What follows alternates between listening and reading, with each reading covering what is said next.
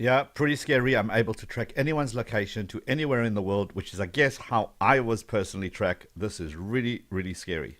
Now, the reason I'm telling you all this and the reason I'm going to show you exactly how to do this is because something happened to me that prompted me to make this video, and that's a bit of red flags all over the place. So if you want to know what that is and how you can protect yourself, let me show you what you need to know. Let's do this.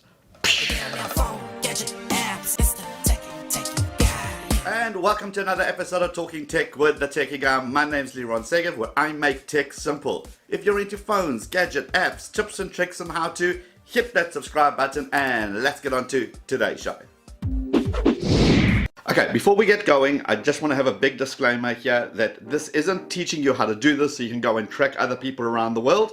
This is more so you understand what's going on, you understand the risk, and then you understand how to protect yourself against this kind of being tracked. There are also two parts to this video. The first is I'm going to show you what happened to me and how I reverse engineered this technique so that I can understand it. And then the second part I want to discuss is this a real thing? Should you actually be worried, or is this just one of those media hype things? And you're going to have to decide for yourself where you kind of fit into that.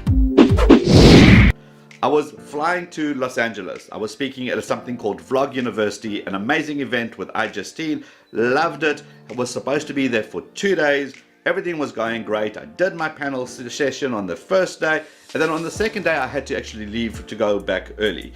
What happened was I received a message the moment I landed in Dallas saying, "Wow, welcome back to Dallas. I can't believe you were gone for so long. We should totally hang out."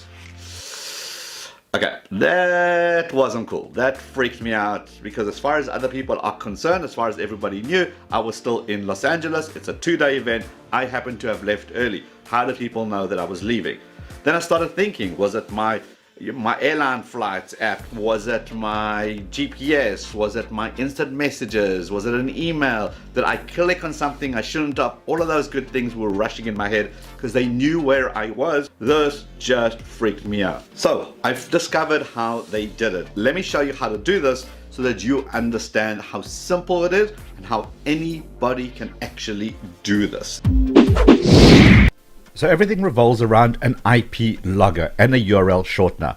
What happens, you click on this link and then you go to IP logger code, you put on any real website, you click that button and it generates a short code. It looks like this: https iplogger.org / some weird number that's tied into me. Now the hacker has got this particular information and he can send it to me via email, via text, via WhatsApp. And when I go into something like an incognito window and I simply paste that address just to show you that it works, look, it takes me to my website. This is thetechieguy.com, my blog.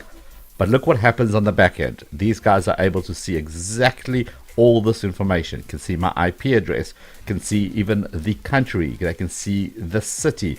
And in fact, if they click on map, it even maps out my exact location. Well, does it? This is the question. Okay, so as you can see, it's pretty simple to basically track anyone, but before you totally freak out, you would have noticed that it's not 100% accurate. In other words, it can get me down to my city, but it couldn't get me down to my suburb and certainly couldn't get me down to the house. So why is that? What's going on? So the system uses something called IP geolocation, and essentially what it does, it looks up your IP address and tries to marry it up with your country, which it gets pretty much right. I mean, that's 95 to 100% right in all the tests that I've pretty much done.